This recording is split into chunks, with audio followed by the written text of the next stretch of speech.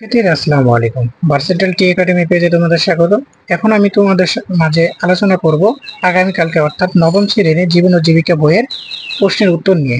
দেখো, প্রথমে বলা হয়েছে কাজ কতে বলা হয়েছে পারিবারিক আর্থিক পরিস্থিতি বিশ্লেষণ করে প্রথমে পারিবারিক আয়ের সর্বোচ্চ ব্যবহার করে বিবেচনা করে একটি পারিবারিক বাজেট তৈরি করতে হবে। এরপর পরিবারের আর্থিক অবচয় রোধে কি পদক্ষেপ গ্রহণ করা যেতে পারে তা উল্লেখ করতে হবে। এরপরে সময় ও সুযোগ নিজেদের সক্ষমতা অনুযায়ী অর্থ সংশ্লিষ্ট যেসব কাজের দায়িত্ব গ্রহণ করেছে সেগুলো তালিকা তৈরি করতে হবে।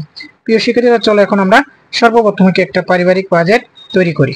পারিবারিক বাজেট মাসের নাম হলো জুলাই মাস। আয়ের উৎস দেখো, আয়ের পরিমাণ, ব্যয়ের প্রধান খাত, ব্যয়ের খাতের বিস্তারিত এবং ব্যয় বরাদ্দ। এবার দেখো আয়ের উৎস সর্বপ্রথম কি আছে তোমার, সর্বপ্রথম আছে ব্যয়ের প্রধান খাত হচ্ছে খাদ্য, শাক সবজি, মাছ মাংস, মশলা ইত্যাদি। দেখো শুরুতে আছে 3,000, 2,000, 5,000, 1,000, 2,000 টাকা। এবং বেতন 25,000 টাকা, বাসস্থান, বাড়ি ভাড়া, অর্থাৎ প্রধান ব্যয়ের খাত হচ্ছে বাসস্থান এবং প্রধান বিস্তারিত হচ্ছে বাড়ি ভাড়া 10,000 টাকা। এরপর আছে মাছ বিক্রি হতে আয় 5,000 টাকা এবং পোশাক অর্থাৎ জামা কাপড় ক্রয় 1,000 টাকা, মাছ বিক্রি 4,000 টাকা এবং শিক্ষা বই খাতা করে 1,500 টাকা। এবার দোকান ভাড়া প্রাপ্তি 10,000 টাকা এবং খাত হচ্ছে পরিবহন বাস ভাড়া 2,500 টাকা। এরপর দেখো পরিবারের বিল সমূহ গ্যাস, পানি, বিদ্যুৎ 2,000 টাকা, চিকিৎসা ব্যয় ওষুধ 3,000 টাকা, বিনোদন ঘুরতে যাওয়া 3,000 টাকা, মোবাইল বিল অর্থাৎ 1,000 টাকা, খরচ যায় যেমন খেলনার সামরিক 3,000 টাকা। দেখো মোট আয় হয়ে গেল 40,000 টাকা, মোট ব্যয় হলো 40,000 টাকা এবং মোট ব্যয় হচ্ছে 40,000 টাকা। মোট আয় হচ্ছে 40,000 এবং মোট ব্যয় হচ্ছে 40,000 টাকা, যার আমার উদ্বৃত্ত কত 4,000 টাকা। বলা হয়েছে পারিবারিক বাজেট তৈরি করার পরে দেখো, এরপরে পারিবারিক বাজেট তৈরি করার পরে দেখো কি বলা হয়েছে, পরিবারের আর্থিক অবচয় রোধে পদক্ষেপ গ্রহণ করা যেতে পারে তা উল্লেখ করতে হবে। এরপর সময় ও সুযোগ নিজের দক্ষতা অনুযায়ী অর্থ সংশ্লিষ্ট যেসব কাজ দায়িত্ব গ্রহণ করেছে সেগুলো তালিকা তৈরি করতে হবে। তো চলো এখন আমরা কি কি পদক্ষেপ গ্রহণ করতে পারি।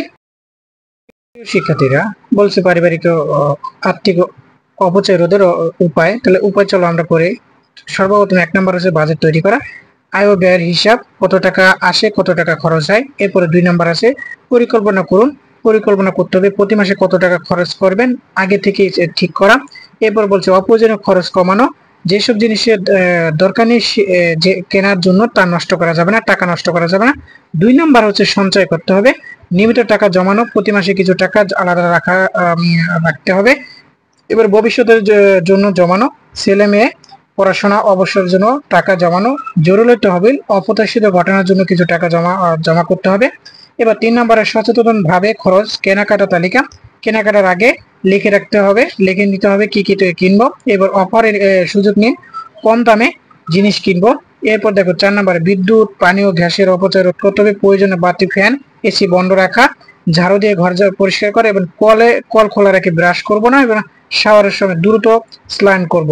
এবার 5 নম্বর আছে ছোট ছোট সাশ্রয়, যেমন পায়ে হেঁটে যাওয়া, সাইকেল চালানো, যানবাহনের অপব্যবহার রোধ। প্রিয় শিক্ষার্থীরা, তোমরা দেখলা পরিবারের আর্থিক অবচয় রোধের উপায় কি কি আমি তোমাদের এই ভিডিওর মাধ্যমে দেখিয়ে দিলাম। পরবর্তী প্রশ্নের উত্তর পেতে চ্যানেলটিকে সাবস্ক্রাইব করে এবং পেজকে ফলো দিয়ে রাখুন।